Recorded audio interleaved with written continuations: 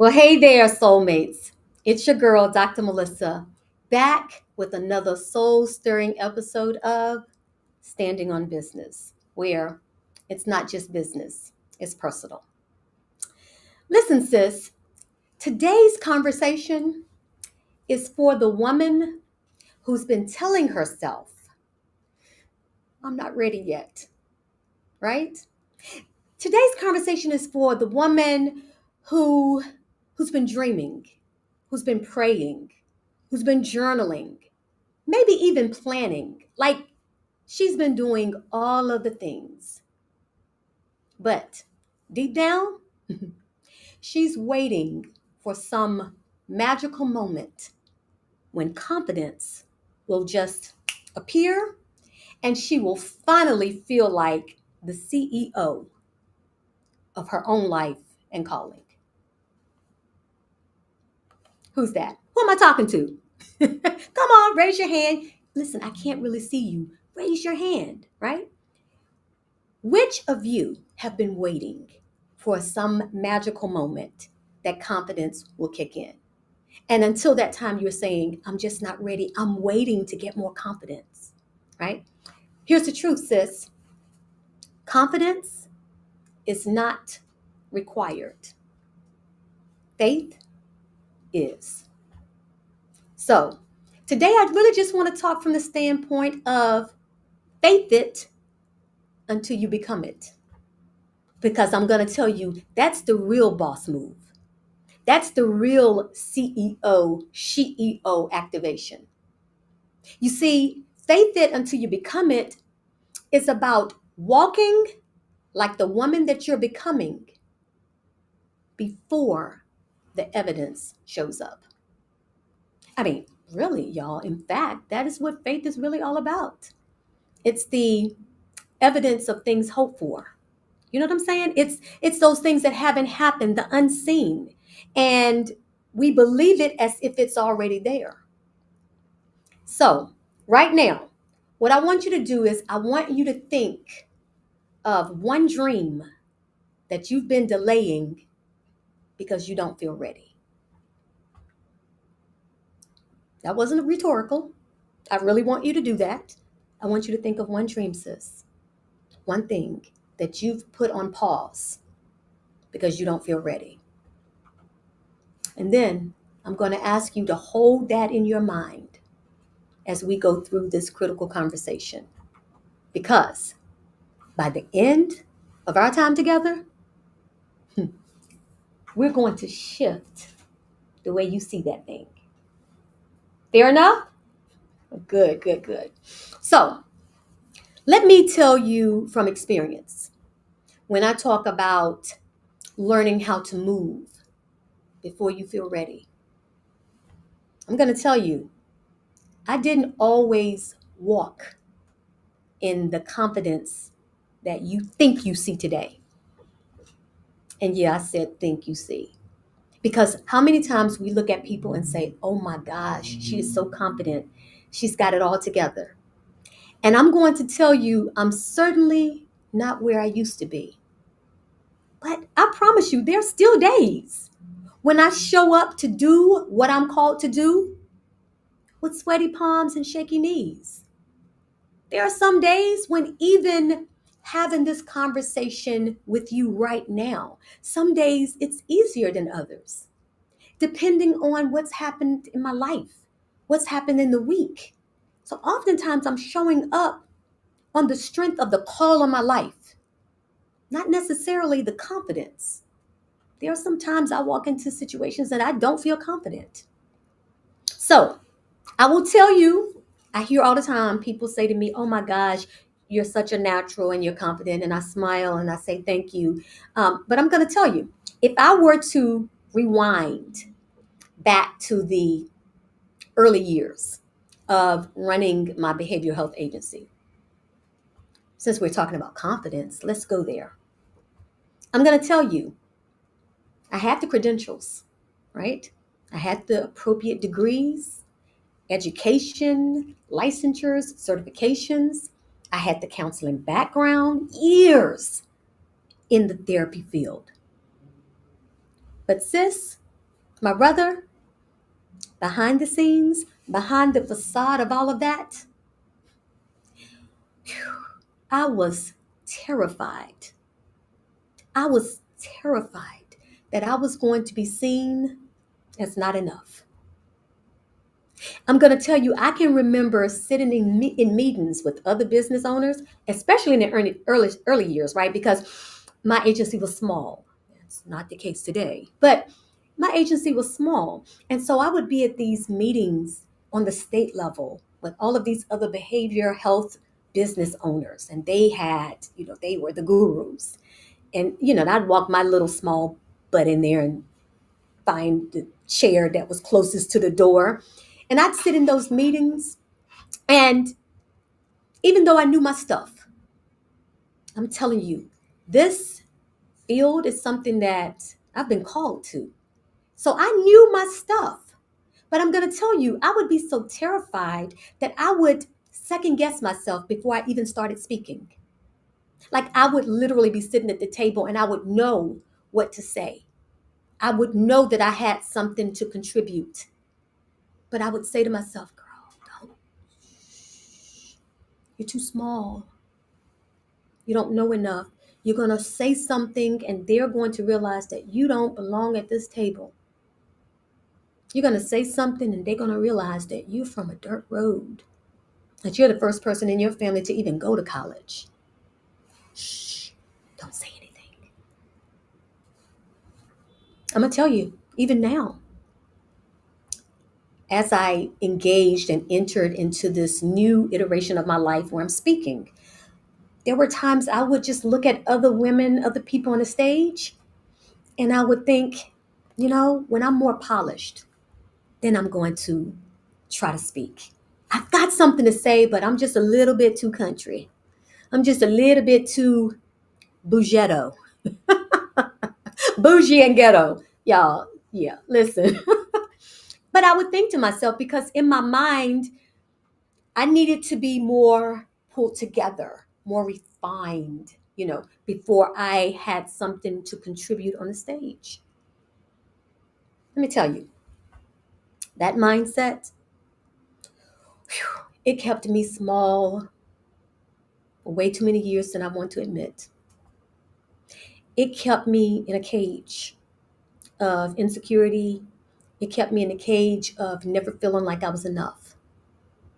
And I'm going to tell you, I stayed in that cage until one day life started lifing and it forced me to step out of that cage before I even felt ready.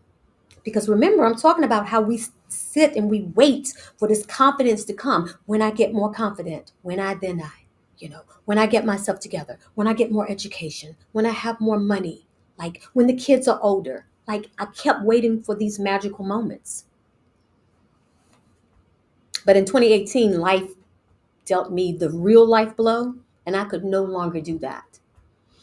You see, when my late husband became sick, there was no time for me to hide behind preparation. Came out of nowhere. One day he wasn't sick, the next day he was. And it wasn't just sick, it was terminal, it was debilitating. It was the explosion of everything that I thought and knew and had planned for. So there I was. He's sick and I have no time to get it together. I had to run the company that we both owned. I had to manage the finances. I had to care for our 4 children. And then I still had to find a way to not just maintain the business, but expand because you guys, very shortly after his diagnosis, the global pandemic hit, right? Talking about one thing after the other. I had to do all of that, soulmates, all while my heart was breaking. Like there were days when I literally, the command for the day was to keep breathing. And I know to somebody that sounds like, oh, no, it couldn't have been that serious. Yeah, it was. There were days when my breath was so labored, it felt like it wouldn't release from my lungs. And so I would will myself, come on, just breathe. Sometimes it would be hard to breathe. And then other times the breathing would be coming so fast. I'm like, so yeah. Um, I was in a quandary. And I didn't have the luxury of getting it together. But I'm gonna tell you something. Please don't cry for me. Because this was my first real CEO activation. You see, during that time, even prior to my late husband's diagnosis, I was CEO. I was in a corner office. I was behind the executive desk. Like I was running the company. We were partners, but he was an educator. So his full time job was not running our business. That was my full time job. So I was a CEO with the titles and the position. But I'm going to tell you on the inside, not so much. I realized when I got this activation, when I got this mandate to faith it wasn't because I felt qualified. I promise you I didn't. I promise you I woke up every day and I was like, I, I'm not capable of doing this. I don't know how I'm going to do this. I, I'm alone. I'm by myself. I need him to be okay. I need him to say it's going to be okay. I need him to applaud and say, you got this. And he wasn't in a position to do that. So I had to find this CEO activation moving beyond the need to feel qualified.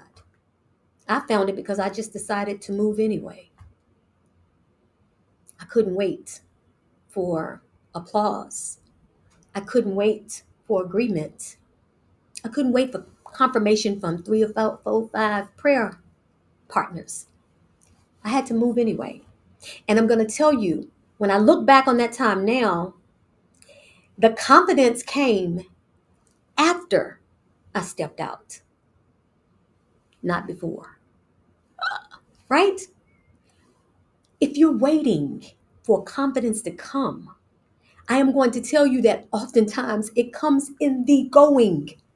I am more confident talking on camera. I'm more confident speaking on stages, not because the confidence to do so came on the front end. It came on the back end of doing the thing that I didn't feel confident in doing, right? So let's talk about this whole CEO mindset. Because you guys know I talk about being the CEO of your own life, being the CEO of your own life. And I'm telling you, I stand on that. That's my mantra. And I'm going to tell you, being the CEO is not about a title. It's not about a position. It's not even about a business. It's a mindset. So let me break down what I call the CEO activation, right? And again, this is not about just business owners. So if that's what you're thinking and you're getting ready to click off because you're like, well, I don't own a business, I can't be a CEO. Yeah, absolutely you can. Because I stand on business from the standpoint that your calling, your purpose, that is your business. When I say stand on business, stand on your identity, stand on your calling. So when we talk about becoming the CEO, we're talking about being at the forefront and in charge of your own destiny. So let me tell you what CEO really stands for. Because if you're thinking Chief Executive Officer, yeah, you're right.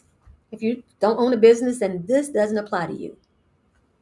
But in my world, the Dr. Melissa Purpose Prophetess world, I write the rules. I'm the queen. C stands for clarity. It means knowing exactly who you are, knowing what you carry, and then being sure in why it matters. E. E stands for embodiment.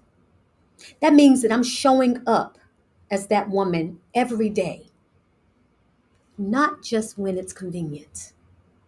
See, I have to show up as this, not just when the cameras are on.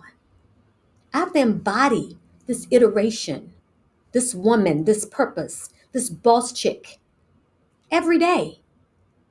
Some days, y'all, when I'm looking a hot mess, don't let the lashes fool you when the lashes are off. I'm still that chick.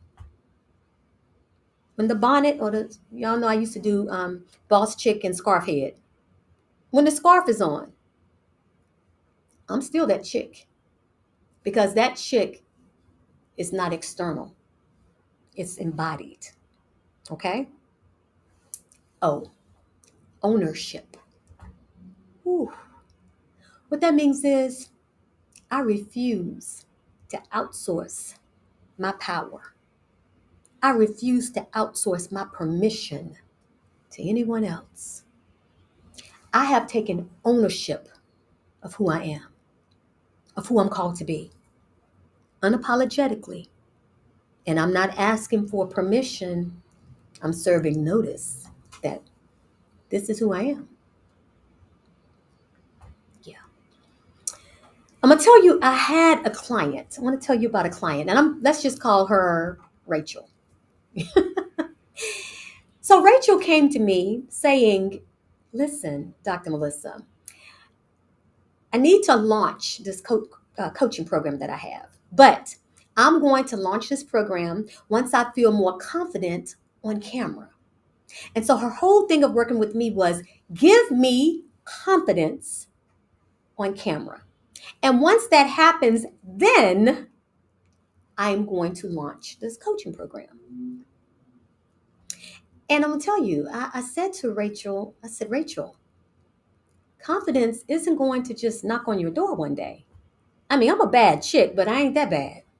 Where I can put it, hey, excuse me. Confidence, hey, how you doing? Listen, what you got going on Thursday? Yeah, about 4 o'clock. Yeah, listen, can you run by Rachel's house? Yeah, she's waiting on you. Yeah, okay, good, good, good. All right, we'll see you then. Mm-mm. I told Rachel, confidence isn't going to knock on your door. You see, you have to invite her in by doing the very thing that you're avoiding. How do I get confident in being on camera? I get on camera. How do I get confident in speaking? I speak. How do I get confident in meeting somebody new? I put myself in environments that I have to meet somebody new. See, confidence responds to the doing.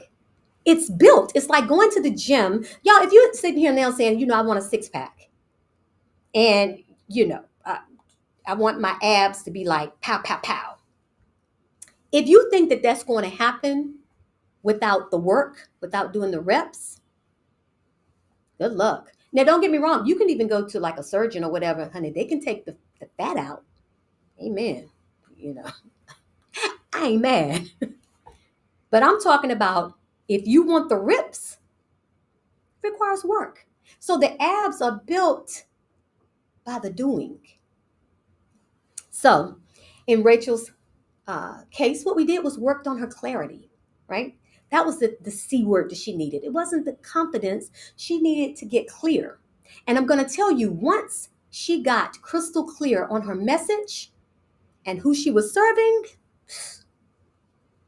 that was a huge step in the right direction. And then we worked on the E. We worked on her embodiment, right? So she started showing up live, even if only 3 people were watching. You are that chick. That is who you are. I don't care if 1 people or 1,000, 1 person or 1,000 people are watching you. I am who I am, not based on the size of the audience. I'm who I am regardless. So we got her to the point of embodiment, right? And then we worked on ownership. Yeah. Once she started to own who she was without permission, without negotiating who she was, for her, what ownership did for her was that she raised her prices. So she didn't only just get clear and embodied, then she started to recognize her own value and she raised her prices to reflect her value. I'm going to tell you, 6 months later, she and I were having a conversation and she said, "You know what, Dr. Melissa? I didn't just launch this program, I filled it, right?" And now she says she feels more like herself than ever before. Like, I'm trying to make the case to you that that's what can happen on the other side of faith in it until you become it and not staying in this land, this purgatory of I'm not ready and some things have to happen before I get ready. Because the truth is, the power of faith is in the action, it's in the motion. You guys know I say all the time, put feet to faith. Faith without works is dead. So if you just sitting there faith in it, but not moving toward it, there's no activation, right? So let me tell you, here's the truth that even in my own life, I had to learn the hard way. And what I'm hoping, I am inviting you to hear this truth. I'm not telling you to just take it at face value, but I really want you to sit with it and process it. Because I'm going to tell you, for me, I learned it through the school of hard knocks, and I'm hoping that you don't have to do that. I want you to understand that faith moves first, and then results follow.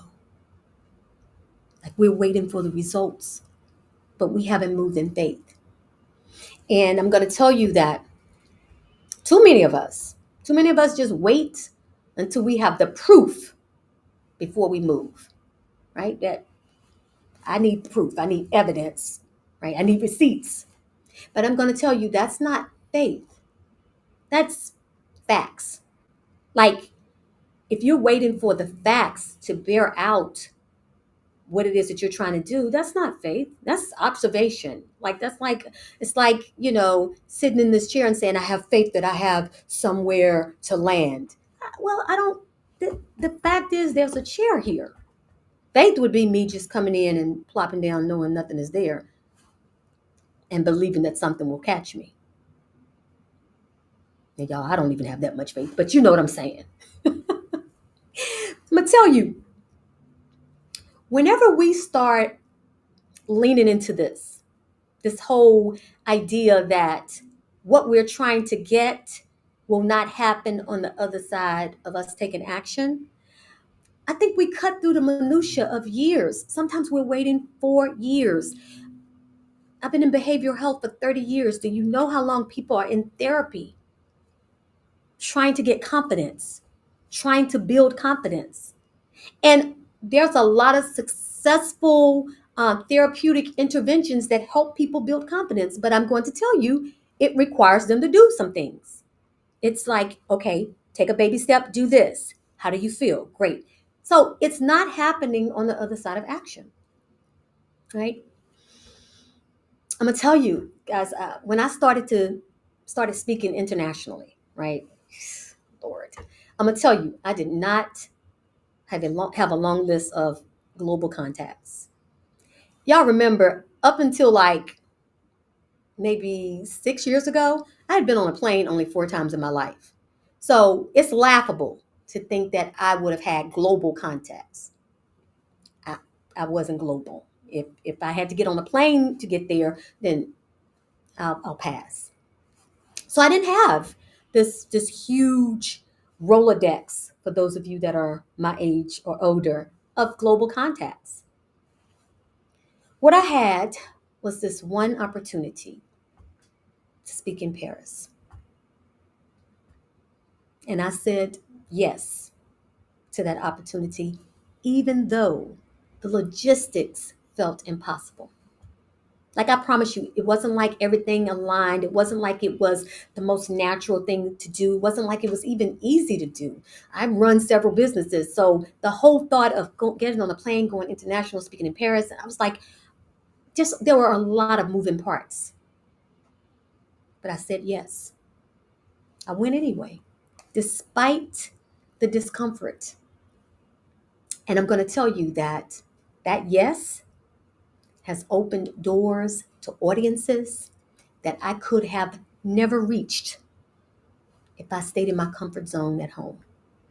I've been able to work with women in other countries stemming from that yes, that action, that faith move, even when I didn't feel confident, right? I'll tell you, if I had waited until I felt confident, until I had enough international bookings to call myself an international speaker, I'd be waiting today for that. Okay?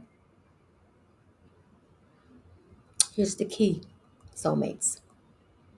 The becoming is in the doing. Every time you act in alignment with the woman or man that you're called to be,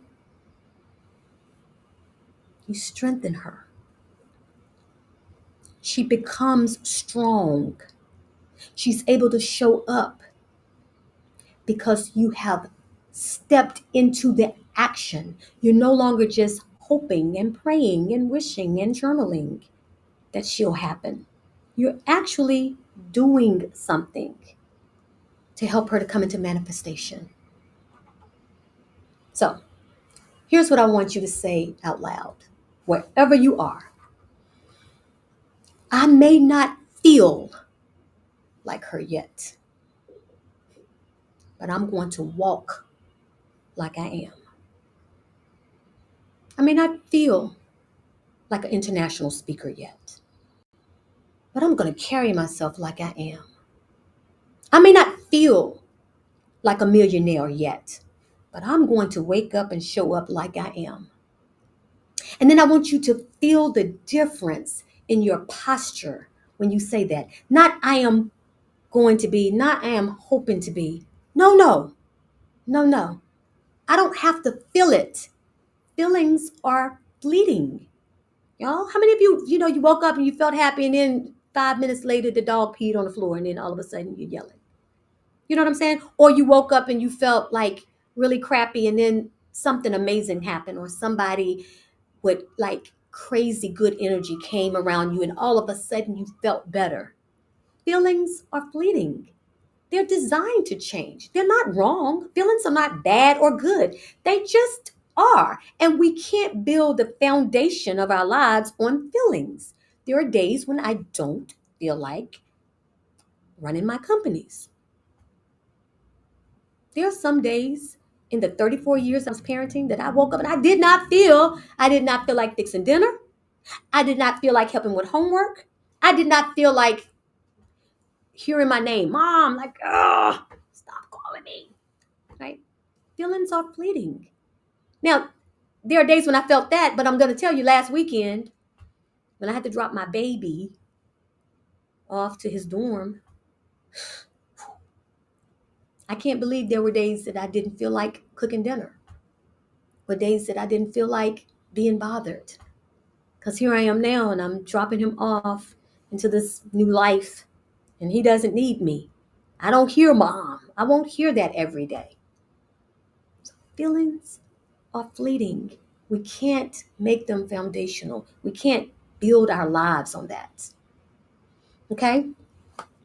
So, let's talk about like what stops us. And y'all know it's the F word, right? It's fear.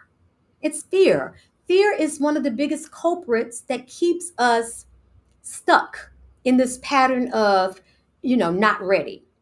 And I'm going to tell you that one of the biggest fears that I see, particularly in women, and I've lived that myself, is the fear of being seen before you're ready. It's like when you get ready to go somewhere and you put your makeup on and all that, and you're like, don't see me yet. Like you want to have it all together. You need your hair done, you need your makeup on, you need to have the right outfit on, and you don't want people to see you before you have been able to present yourself.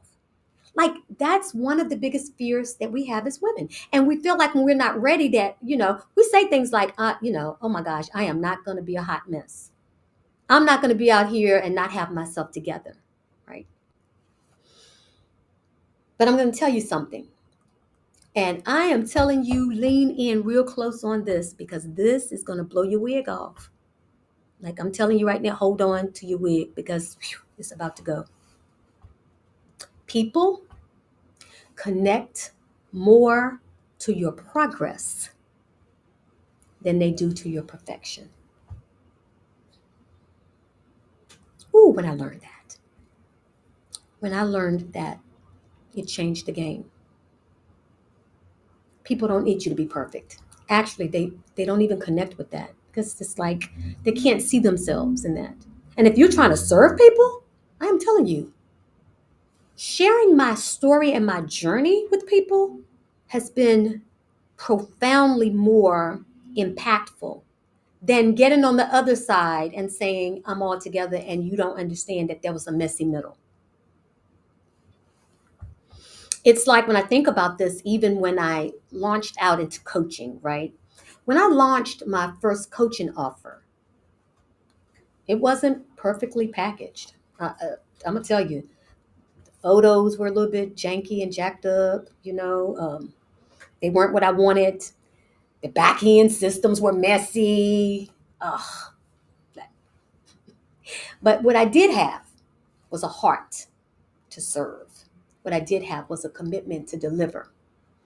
And so I'm going to tell you, I put out that imperfect coaching program, even though it didn't have all of the things that I wanted. I hadn't done a photo shoot, and I was like, oh my gosh, these are like pictures I took on my iPhone. Right? It wasn't perfect, but I'm going to tell you that yes has generated revenue that allowed me to improve everything.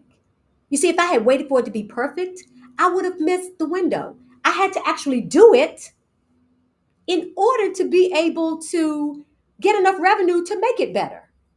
So it's that whole conundrum of you got to do it so that you can become it. Because here's the thing, when you talk about people, and for those of you that are trying to relate and serve people, progress is magnetic because it's relatable.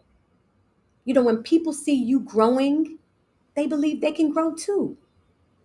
So, sis, the next time you hesitate because you're still a work in progress, honey, please remind yourself that you're not behind the eight ball.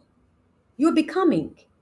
And people will connect with you because they can see themselves in your story and your struggle. Like, oh my goodness. So you know what that feels like. So if you can do that, I can too. Okay? Progress, not perfection. Listen, soulmates, faith in it until you become it. It's not about pretending. It's about positioning. Some people say fake it until you make it. No, I'm not talking about fake it until you make it. There's no faking here. You're not pretending, you're positioning. It's about making decisions today that align with the woman or the man that you're stepping into tomorrow. And here's the thing, you don't have to walk this out alone because I've built a space for women just like you.